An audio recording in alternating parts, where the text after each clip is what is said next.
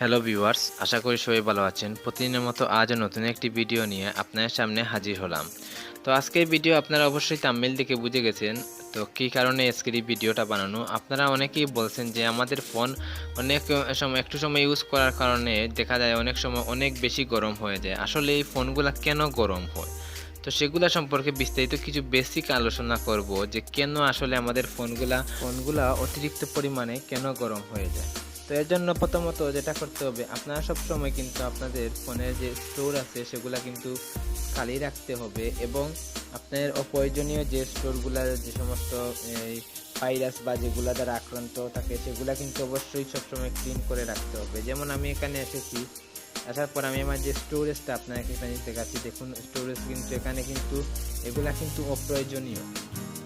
আমার যে ফোনের যে সেন্সর সিস্টেম আছে সেটা কিন্তু বলে দিচ্ছে যে এই যে ডাটাগুলো কিন্তু এখানে আমার জমেছে, যে ফাইলগুলো আমার কিন্তু ফিল আপ করা আছে, এগুলা কিন্তু অপ্রয়োজনীয়, এগুলা কিন্তু ক্লিন করে ফেলতে হবে। কেননা এগুলা কিন্তু প্রতিনিয়তই কিন্তু রান করছে, এগুলা কিন্তু ভাইরাস যেগুলো প্রতিনিয়ত রান করছে। আর আপনার ফোনটা যদি রানিংয়ের মধ্যে থাকে তাহলে অবশ্যই কিন্তু তাড়াতাড়ি গরম হবে। একের অধিক যখন একটা অ্যাপ্লিকেশন রানিংয়ে থাকবে সেগুলো কিন্তু অটোমেটিক কিন্তু গরম হয়ে যাবে, এটা কিন্তু একটা স্বাভাবিক বিষয়, সেটা আপনারাও জানেন।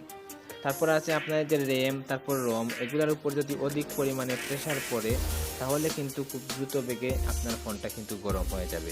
ফোন গরম হওয়ার পিছনে আরও অনেকগুলো কারণ আছে। ফোনে গরম হওয়ার কখনো কখনো দেখা যায় ব্যাটারির কারণে ব্যাটারি অতিরিক্ত টেম্পারেচার হয়ে যাওয়ার কারণে হয়ে যাওয়ার কারণে কিন্তু আমাদের পুরো ফোনটাই কিন্তু অতিরিক্ত গরম হয়ে যায়। এই যেমন দেখুন অপ্রয়োজনীয় যে ডাটাগুলো আছে সেগুলো কিন্তু আমি ক্লিন করে দিলাম, এগুলো কিন্তু খুব একটা গুরুত্বপূর্ণ ভূমিকা পালন করে ফোন গরম করার ক্ষেত্রে। তো তার থেকে আরও বড় কথা হলো যে আপনার ফোনের ব্যাটারি গরম হচ্ছে নাকি ডিসপ্লে গরম হচ্ছে নাকি আসলে প্রসেসরের উপর প্রেশার পড়ার কারণে গরম হচ্ছে সেটা কিন্তু আপনাকে জানতে হবে। এবং আপনি সবসময় কিন্তু স্ক্যানিংয়ের মাধ্যমে আপনি ভাইরাসকে প্রোডাকশন করে যে আপনার যে ভাইরাসটা আছে স্ক্যানার, সেটা কিন্তু আপনারা ব্যবহার করতে হবে এবং ভাইরাস মুক্ত রাখতে হবে আপনার ফোনকে। এটা হলো আরেকটা জরুরি বিষয়। এবং আপনার যে দেখা যায় অনেক সময় আমাদের ফোনের মধ্যে কিন্তু নতুন নতুন আপডেট চলে আসছে, আর আমরা কিন্তু পুরাতন ভার্সনে ইউজ করার কারণে আমাদের ফোন কিন্তু গরম হয়ে যায়। আর তার থেকে আরেকটা কারণ হলো পুরাতন ফোনগুলা যেগুলো পুরাতন ফোন আছে সেগুলো কিন্তু এখন যে নতুন নতুন আপডেট আসছে সেগুলোর সাথে কিন্তু তাল মিলিয়ে চলতে পারে না, তার কারণেও কিন্তু আরও গরম হয়ে যেতে পারে। তো সেক্ষেত্রে সবগুলা কিন্তু বিষয় আমাদের একটু লক্ষ্য করতে হবে। একটা ফোনে বিভিন্ন ধরনের অ্যাপস ইউজ করি, সেগুলা ইউজ করার ক্ষেত্রেও কিন্তু আমাদের লক্ষ্য রাখতে হবে সেই অ্যাপসের মধ্যে কিন্তু কোনো ভাইরাস আছে কি না।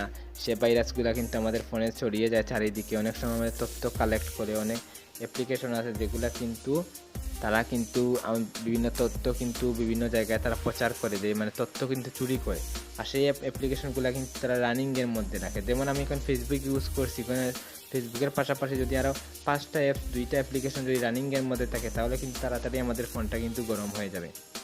সেটা সম্পর্কে যথেষ্ট জ্ঞান রাখতে হবে। ভাইরাস প্রোটেকশনের যে অ্যাপ্লিকেশন আছে সেটাও ইউজ করতে হবে এবং আমাদের ফোনের মধ্যে এক্সট্রা যে অ্যাপসগুলো আছে অপ্রয়োজনীয় সেগুলো কিন্তু আমাদেরকে ডিলিট করে ফেলতে হবে এবং আমাদের ফোনের মধ্যে কোনো ভাইরাস আছে কি না সেটাও কিন্তু আমাদেরকে দেখতে হবে।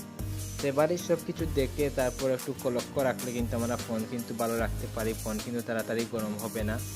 আর সবথেকে জরুরি বিষয়, অবশ্যই আপনারা সব সময় ফোন ইউজ করার সময় যখন ফোন চার্জ দেবেন তখন কিন্তু 100% চার্জ দেবেন, চার্জে লাগিয়ে ফোন ইউজ করবেন না। এতে কিন্তু আপনার ব্যাটারির হেলথ কিন্তু খুব তাড়াতাড়ি একেবারে নষ্ট হয়ে যায় এবং আপনার যে অ্যাপসগুলো আছে এই যে অপ্রয়োজনীয় অ্যাপসগুলো রানিংয়ে আছে কিনা সেটাও কিন্তু লক্ষ্য রাখতে হবে। ধন্যবাদ।